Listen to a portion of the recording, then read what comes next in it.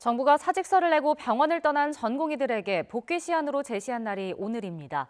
오늘을 넘기면 행정과 사법적 절차에 착수할 계획인데요. 취재기자 연결해서 자세히 알아보겠습니다. 김평정 기자. 네, 서울대병원입니다. 네, 전공의들의 복귀 움직임이 있습니까? 네, 정부 집계를 보면 조금 변화가 감지됩니다. 정부가 100개 수련병원의 서면 보고 자료를 확인한 결과 어제 11시 기준으로 294명이 복귀했습니다. 1명 이상 복귀한 병원은 32곳, 10명 이상 복귀한 병원은 10곳이었습니다. 최대 66명이 복귀한 경우도 확인됐습니다.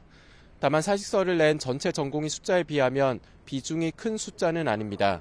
어제 저녁 7시까지 집계된 사직서 제출 전공의는 9,997명, 거의 10,000명으로 전체의 80%입니다.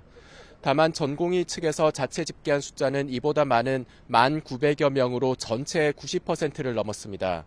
진료 공백이 계속되면서 이른바 빅5 병원 응급실은 대부분 병상이 얼마 남지 않거나 다 찬 상태입니다. 오늘은 정부가 전공의 복귀 시한으로 제시한 날인데요. 정부는 전공의를 향해 환자 곁으로 돌아와 달라고 거듭 촉구했습니다. 네, 복귀 시한을 넘길 경우에 정부가 법적 조치에 들어가겠다는 입장이죠? 네, 정부는 복귀하지 않는 전공의는 의료법 위반 혐의로 고발하고 의사 면허를 정지할 계획입니다. 이를 위해 그동안 업무 개시 명령을 내려왔고 일부 전공의에 대해서는 자택 등을 직접 찾아가 문서를 전달했습니다.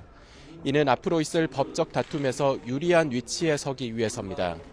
정부는 전공의 근무 여건 개선과 관련해 2027년까지 거점 국립대 의대 교수를 1,000명 더 늘리겠다는 계획도 밝혔습니다.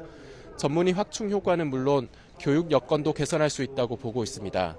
올해 5월 문을 열 예정이던 5개 권역 광역응급의료상황실도 다음 달 4일부터 조기 운영하기로 했습니다. 정부는 전공의와 직접 대화도 제안했습니다. 박민수 보건복지부 2차관이 오늘 오후에 원하는 전공의 누구와도 만나겠다며 비공개 면담을 제안한 상태입니다. 그러나 전공의들이 이 면담에 응할지는 미지수입니다.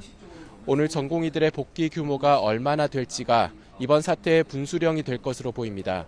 지금까지 서울대병원에서 YTN 김평정입니다.